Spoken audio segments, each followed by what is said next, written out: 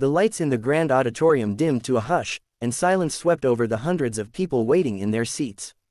The chatter that had filled the air moments earlier faded, replaced by anticipation. It was the evening of the National Talent Showcase, a competition known for changing lives overnight. Dreamers from every corner of the country came here with trembling hearts and soaring hopes. Some would walk away in disappointment, but a few rare souls would capture the hearts of millions. The host's voice boomed across the stage. "Ladies and gentlemen, please welcome our next performer, Emily Grace." From the shadows at the side of the stage, a slender girl slowly stepped forward. She held a white cane in her right hand, moving with careful, deliberate steps. Her long chestnut hair swayed gently as she walked, her pale eyes staring forward yet unseeing. Emily was blind, and everyone in the hall could tell from the way she moved. She was just 16 years old, but there was a quiet strength in her smile.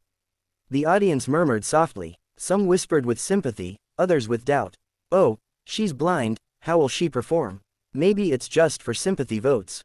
On the judges' panel, Richard, the sternest of them all, leaned back in his chair, arms folded. He muttered under his breath, "This better not be a pity act." A volunteer guided Emily gently to the center of the stage. The microphone stood tall before her, and the host asked kindly, "Emily, are you ready?" Emily nodded. "I can't see the faces in front of me," she said softly, her voice steady but tender, "but I can feel the energy in this room. And tonight, I want you to feel what I feel. I want you to hear my heart." The audience grew quiet, leaning forward. A single note played from the piano track. Emily took a deep breath, lifted her chin, and began to sing. From the very first note, the world seemed to stop. Her voice was soft yet powerful, fragile yet unbreakable. It floated through the air like a prayer, pure and angelic. The audience sat frozen, unable to believe that such a voice could come from a girl who had faced so much darkness. Her blind eyes did not see, but her soul saw more than any of them ever could. As the song rose into its chorus, emotion stirred like waves in the hall. Tears welled up in the eyes of strangers who had never met her. The melody seemed to carry the weight of every struggle she had endured, every dream she had clung to, every ounce of courage it took to stand on that stage. Her voice was not just music, it was healing, it was light, it was hope. Even Judge Richard, who had prepared to remain unmoved, felt something inside him shift. He leaned forward, glasses slipping down his nose, eyes glistening. When Emily reached the final note, her voice soared to the rafters and held there, trembling like the last light of a setting sun. Then it faded into silence.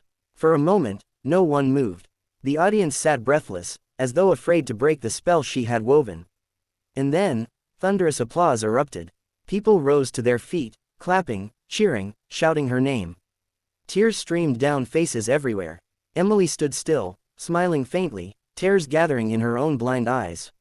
She whispered, "Thank you." But behind her smile was a lifetime of pain that had brought her to this moment.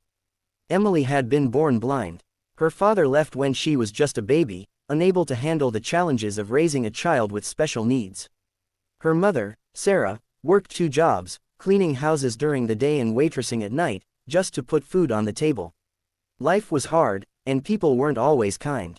At school, Emily was teased, called names, and made to feel like she didn't belong. Yet Sarah never let her daughter believe she was less than anyone else. Every night, when Emily cried and asked, "Why can't I be like other kids, Mom?" Sarah would take her hands and whisper, "God may have closed your eyes, Emily, but He opened your soul to hear the music of heaven. Your voice is your gift.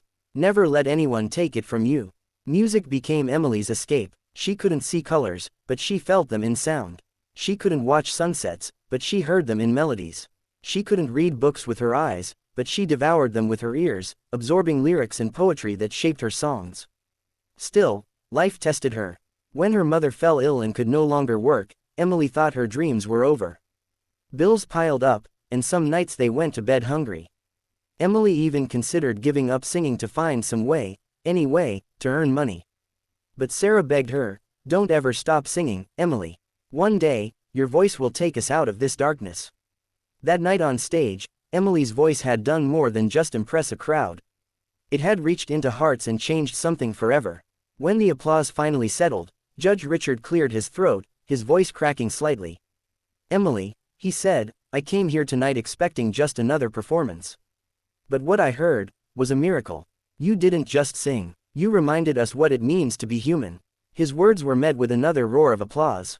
The other judges echoed their praise, but one of them added, "Emily, I don't think you realize this yet, but the world is about to know your name." The competition went on, but nothing that night compared to Emily's song. Clips of her performance were uploaded to social media, and within hours, they went viral. Millions watched, millions shared, and millions wept. Strangers across the country donated to help her family. Letters poured in from people who said her voice had saved them from despair. Emily's life began to change.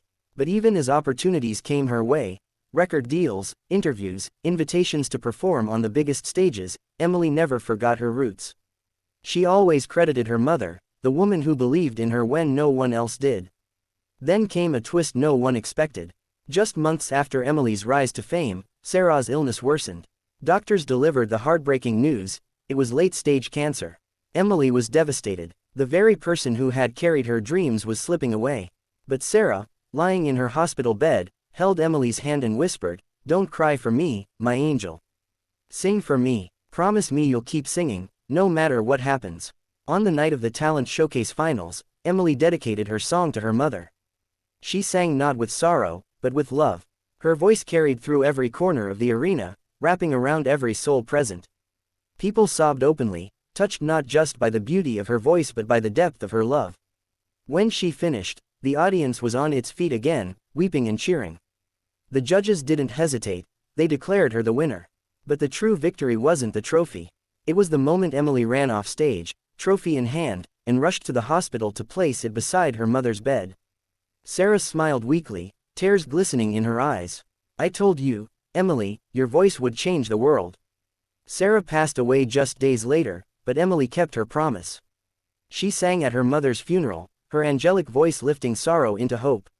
And from that day forward, every stage she stood on, every song she sang for her mother. Years later, Emily used her fame not for luxury, but for kindness. She started a foundation for blind children, providing them with music lessons and opportunities she never had. She told them, "Your disability is not your ending. It's the beginning of your unique story." Emily Grace became a name known worldwide, not because she could see, but because she could make others feel. Her blind eyes never opened, but her voice opened millions of hearts.